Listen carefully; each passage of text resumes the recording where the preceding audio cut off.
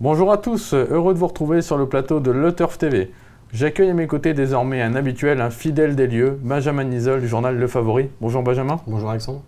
Donc Benjamin, ce vendredi, nous irons à Vincennes pour le prix Hilda. Je tiens à signaler d'ailleurs que c'est l'avant-dernier quintet 5-5 en nocturne. Le dernier, ce sera la semaine prochaine. Donc là, il s'agit d'une épreuve réservée aux seules femelles de 6 ans. Elles seront 16 sur les 2850 mètres de la petite piste. Aujourd'hui, donc au sommaire de l'émission, l'analyse de la course par Benjamin, viendra ensuite son pronostic et le nerf de la guerre, le plus important, son conseil de jeu au 5 sur 5. Benjamin, cette épreuve vous inspire? C'est un quintet du vendredi soir en nocturne, tout est permis. Donc il ne faudra pas hésiter à mettre des outsiders. En tout cas, on commence avec le 14 tellement au fort. Les bijoux volent en plus. Les bijoux volent en ce moment. La jument vient de finir deuxième du prix Gemma, c'est la course référence. Elle est confirmée sur le parcours, elle a 2 victoires et 2 accessites en 5 sorties. Elle est encore déférée des 4 pieds, l'engagement est favorable. On peut compter sur elle sur le podium. Le dernier coup, ces derniers 500 mètres, elle les a fait 10 fractions. Ouais. C'est quand même assez incroyable pour une jument de cette catégorie. Donc je suis assez d'accord avec vous, pour moi c'est la jument de la course. La dernière fois elle est battue de pas grand chose en plus. Donc là on retrouve les mêmes. Ça ne devrait pas poser de problème, comme vous dites. En plus les bijoux volent en ce moment, donc il n'y a plus qu'à. RAS. En deuxième position, vous avez placé le 4 Topaz de Marzy, qui vient de gagner très plaisamment en Nantes. D'ailleurs, on va voir sa ligne droite ce jour-là.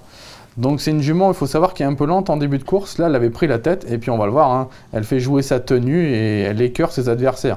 Alors après, il ne faut pas trop s'inquiéter. Certes, ses rivaux refont un peu de terrain sur elle, mais c'était des mâles. Et puis Eric Raffin avait posé les mains depuis longtemps. On voit, il s'impose quand même très facilement ce jour-là. Eric Raffin ne demande rien du tout à sa jument. En plus, ce jour-là, elle était ferrée. Donc ce qui rehausse encore sa performance. C'est exactement ça. Donc là, elle sera déférée des 4 pieds. En plus, Jean-Michel Bazir lui sera associé pour la première fois. Comme on l'a vu là dans la course référence, la jument a gagné en rigolant. Là, il n'y aura pas les mâles, que les femelles.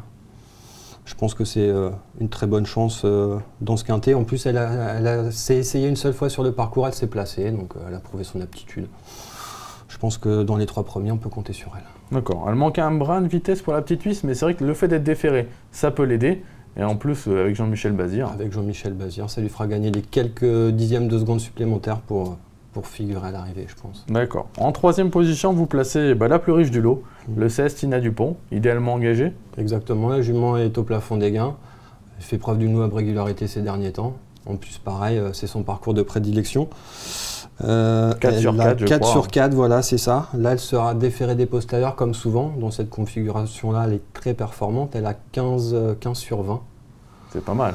C'est une bonne note déjà. Donc c'est pareil, la dernière fois elle court très bien aussi. Il n'y a pas de raison à ce qu'elle ne soit pas dans le quintet gagnant. D'accord, donc cette Tina Dupont, on la garde à tout prix.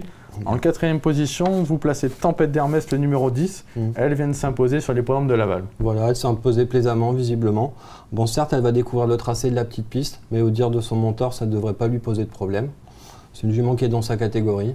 Donc pour les places, je pense que pareil, c'est une bonne chance pour les places. Pas pour la gagne, mais plutôt une placée potentielle. D'accord. Par contre, c'est une jument qui peut aller devant, c'est peut-être un avantage, à moins que Christian Bijon veuille à tout prix garder la tête. Et là, du coup, ça défavoriserait un peu Tempête d'Hermès. Ouais, mais je pense que ça posera pas de problème.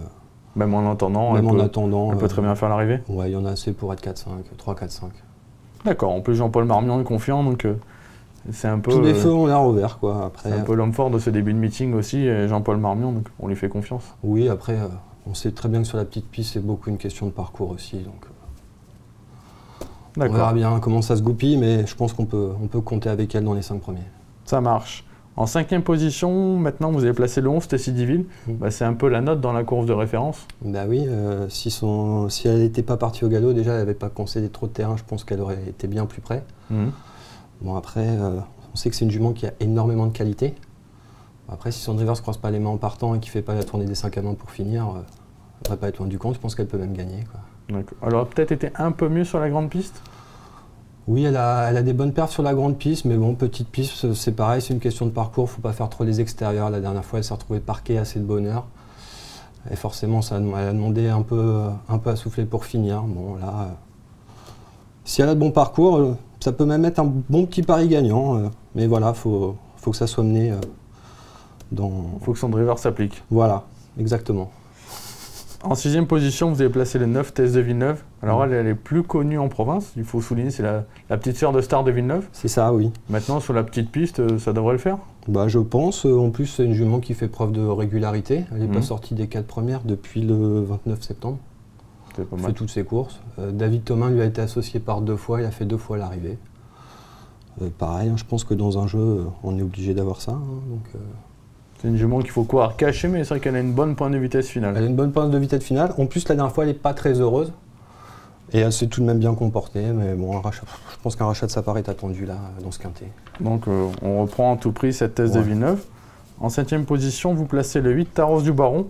Alors elle était que 6e dans le quintet 5-5 de référence, mais pas un très bon parcours ce jour-là. Exactement. Bah, c'est une jument qui fait preuve de pas mal de régularité.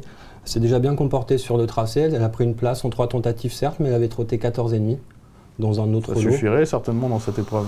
Je pense qu'en trottant 14,5, on peut compter dessus à l'arrivée. Là, en plus, son mentor a décidé de la déférer des antérieurs pour la première fois de sa carrière. Et il lui enlève l'enraînement aussi. Et en plus, oui, c'est ça, il lui enlève l'enraînement. Ça peut également jouer. Donc ça peut faire afficher une petite cote à l'arrivée sympathique. Donc on la garde à tout prix dans un jeu? On la garde dans un jeu. Et enfin, vous terminez par votre outsider. Je sais que vous l'aimez beaucoup dans cette épreuve, c'est le 3 Talisca du Le Mans. Oui, bah, c'est une jument qu'on connaît, qui est délicate certes, mais qui possède de gros moyens. Elle est dure à l'effort, elle possède beaucoup de tenues. Elle a été déférée que 2 fois dans sa carrière, elle a une gagne et une disqualification. Donc ça sera tout ou rien, en espérant pour son entourage que tout se passe bien cette fois-ci. En plus, si on fait un peu la ligne avec Tess de Villeneuve, elle était 2e d'elle avec Cabourg, mais elle était ferrée ce jour-là. Voilà, exactement. Donc la déférée des 4, si elle reste au trot, ça peut être un pari marrant, ça peut être la fève à l'arrivée. D'ailleurs, la fève, vous l'avez placée devant vous. C'est pour nous porter chance? Pour essayer de le donner avec justement quelques cotes à l'arrivée, surtout que c'est vendredi soir, il faut être croyant. C'est vrai. Bah, Benjamin, on n'attend plus maintenant que votre pronostic. Alors j'ai retenu le 14 Tellement au fort, devant le 4 Topaz de Marzy, le 16 Tina Dupont, le 10 Tempête d'Hermès, le 11 Tessidiville, le 9 Tess de Villeneuve, le 8 Taros du Boiron et le 3 Talisca du Levant.